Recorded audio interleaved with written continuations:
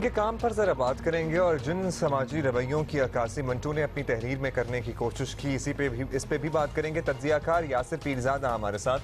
اچھا، اور اس لیے بھی بات کریں گے. پہلے بتا دیں یاسر پیرزادہ صاحب، بہت بہت شکریہ ہمیں جوائن کرنے کا. ہم ذرا زیادہ سمجھنا چاہتے ہیں، اور خاص طور پہ for the younger readers in Pakistan and anywhere who are watching us, ان کو ذرا بہتر سمجھ آئے منٹو کی زندگی کے بارے میں اور ان کی لکھائی کے بارے میں. یہ بتائیے گا کہ منٹو کی تحریروں میں ایسی کیا خاص چیز ہے جو ان کے بعد بھی کسی میں نہیں دیکھی گئی؟ انہوں نے جو زندگی کے بنیادی سوال ہیں، سیاسی بندوبست کیسا ہونا چاہیے، عورت اور مرد کے تعلقات، ہمارے سماجی رویوں کے بارے میں جو ہمارے رجحانات ہیں، اس بارے میں منٹو نے اس زمانے میں جو سٹینڈ لیا وہ میرا خیال ہے اپنے وقت سے بہت ایک آگے کی سوچ تھی. ایک تو یہ وجہ ہے. دوسرا جو منٹو کا جو کرافٹ ہے، میں سمجھتا ہوں کہ وہ اس کے برابر اگر میں کسی افسانہ نگار کو ریٹ کرتا ہوں میری رائے میں، تو وہ غلام عباس ہیں.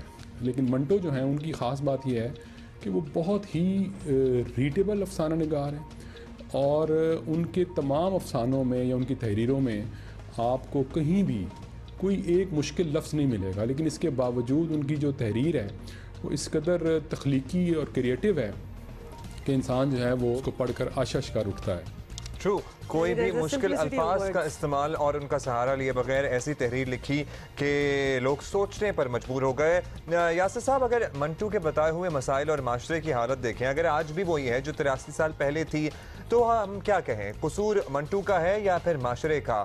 آج بھی لوگ اس معاشرے میں بھی منٹو سے ڈرتے کیوں ہیں؟ بڑا دلچسپ سوال ہے یہ. میرا خیال ہے لوگ منٹو سے نہیں ڈرتے. یہ جو سٹیٹس ہوتی ہیں یہ اس قسم کے ادیبوں سے خوف کھاتی ہیں جو بغیر کسی ڈر کے اس قدر کڑوا سچ بولتے ہیں. منٹو نے اپنے تحریروں کے بارے میں خود ایک جگہ لکھا ہے کہ اگر میری تحریریں جو ہیں وہ کسی کے لیے قابل برداشت نہیں، تو اس کا مطلب یہ ہے کہ یہ معاشرہ بھی قابل برداشت نہیں ہے. کیونکہ وہ یہ کہتے ہیں کہ میں تو معاشرے کی عکاسی کرتا ہوں. اگر کہیں پہ کوئی ننگا پن ہے تو میں اس کو کپڑے نہیں پہناتا. کپڑے پہنانا جو ہے وہ درزی کا کام ہے، میرا کام نہیں ہے. باقی جہاں تک بات یہ ہے کہ آج کے مسائل اور 70 برس پہلے کے، تو اس بارے میں خود منٹو نے جو یہ کہا ہے کہ جو انسان کا بنیادی مسئلہ ہے وہ بھوک ہے. بھوک ایک تو پیٹ کی، ظاہر جنس کی. یہ دو مسئلے جو ہیں یہ ازل سے ہیں اور یہ شاید ابد تک رہیں گے. تو کیا 70 سال تو اس میں کوئی معنی نہیں رکھتے.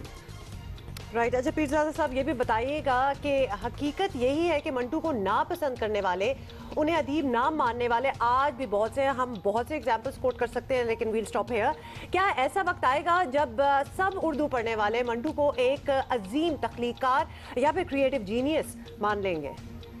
میں ویسے اس سوال سے جو مفروض اس سوال میں جو مفروض ہے اس سے میں اگری نہیں کرتا. اس کی وجہ یہ ہے کہ منٹو کو بے حد پذیرائی ملی ہے، اور منٹو کو ایک بہت بڑا ادیب مان لیا گیا ہے، نہ صرف عوام میں بلکہ خواص میں بھی. کیونکہ بڑا ادیب وہی ہوتا ہے جو عوام اور خواص دونوں میں یکساں طور پہ مقبول بھی ہو اور اس کو مانا بھی جائے. منٹو کے کیس میں میرا یہ خیال ہے کہ یہ بات ہو چکی ہے.